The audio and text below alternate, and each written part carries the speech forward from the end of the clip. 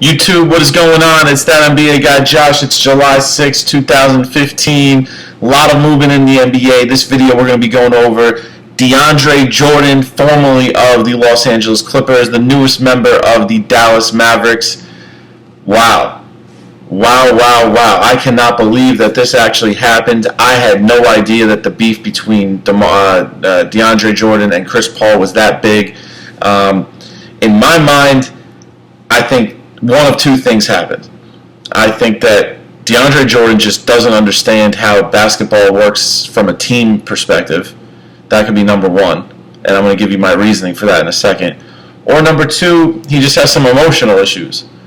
That could, and I'm going to go over both right now. Number one, why do I think that DeAndre Jordan does not understand team basketball and the concept of everything?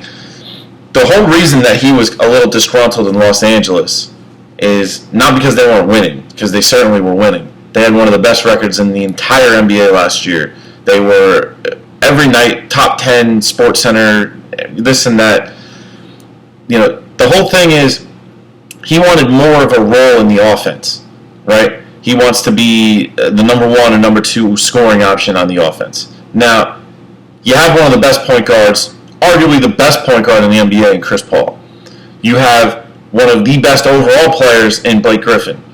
How do you feel that you should be the number one or number two option on that team when you have two guys that are perennial all-stars every year? They're two of the most liked NBA players in the league. You can obviously see this by watching any TV channel. Chris Paul is on every State Farm commercial, has been for 1 or 2 years now.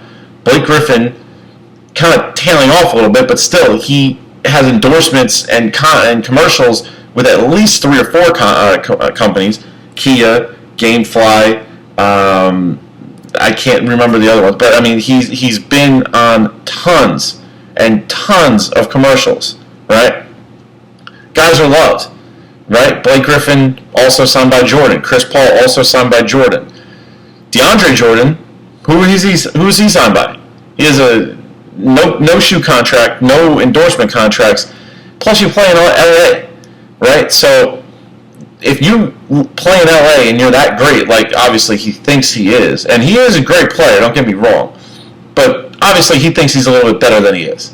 So if you really think that you're that great of a player and you live and play in the biggest entertainment city in the world, arguably, why don't you have any endorsement contracts?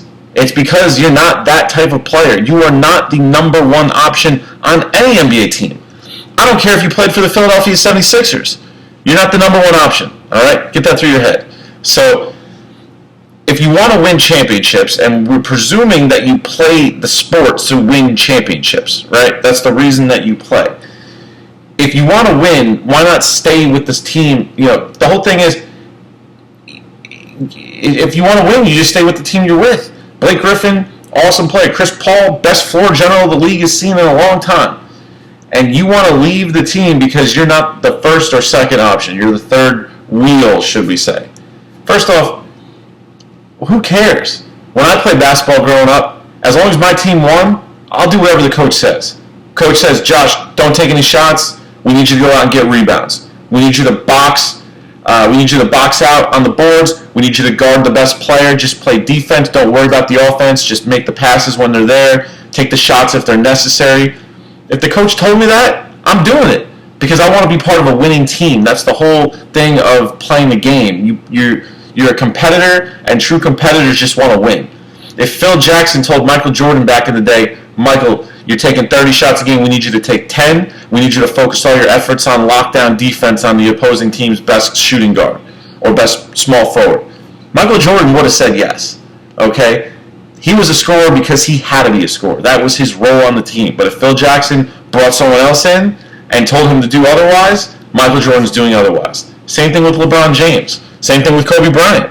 All the guys that are competitive and want to win are going to make the adjustments. And obviously DeAndre Jordan really doesn't care about winning because he was, he felt disrespected. He wasn't the first or second option or wanted a role on another team as the first or second option. Winning should come above everything. You're going to get your money, right? Whether you make $80 million on a 4-year deal or if you make $70 million on a 4-year deal, you're still making millions of dollars. You're making more money than any of us will ever see in our lifetimes for playing a sport. You're playing a sport and making $80 million over 4 years.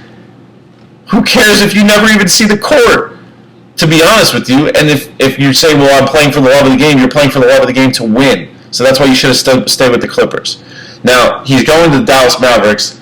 They have a pretty good team. Dirk Nowitzki, Chandler Parsons, those are two guys that can make the All-Star team at any notice.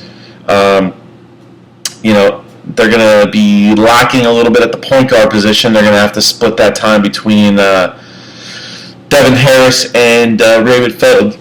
I'm a Knicks fan, so if you're a Knicks fan as well, you know how much Raymond Felton sucks. But so they need to upgrade in the point guard position. But I think he'll do all right there. I think he's making a mistake. I think he should have stayed with the Clippers. Now, going back to the beginning of the video, I said that he has some emotional issues, and those are going to be. He didn't feel loved in LA because Chris Paul wouldn't give him love or give him daps or during timeouts wouldn't give him high fives all the time. Bro, come on. Is the guy your mother or is the guy your teammate? You guys are in battle together. You don't have to give a high five. I don't see LeBron James coming off of if his team's doing good and the Cavaliers come off a timeout, he runs right to the bench. He runs right to the bench, grabs his Gatorade or whatever Powerade, whatever he's allowed to drink under contracts with his endorsements. Drinks it, listens to the coach, gets back on the floor. He's about his business. You're sitting there looking for high fives. Again, going back to the money, you're getting paid $20 million a season to go out there and play. You're not going to let all that money and all that fame and everything be affected by the fact that your starting point guard doesn't give you daps? Are you kidding me? Seriously. So, DeAndre Jordan going to the Mavericks, leaving the Los Angeles Clippers. What do you guys think about that? I think it's a pretty big-time move.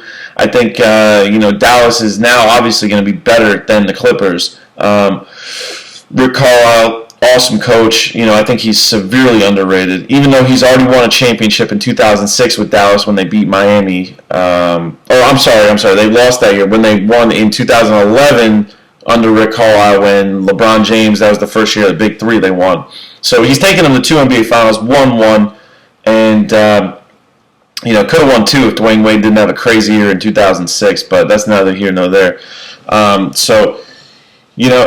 We'll see how it goes. DeAndre Jordan, get your priorities in gear, man. You should still be a Los Angeles Clipper in my mind. I'm sure a lot of you guys feel the same way. What do you guys think? Drop it in the comments. Don't forget to like this video. Don't forget to subscribe to my channel. And I'll keep bringing you guys the best of the NBA as it happens. This has been that NBA guy, Josh. I can't even say my own YouTube channel name. And I'm out. Peace.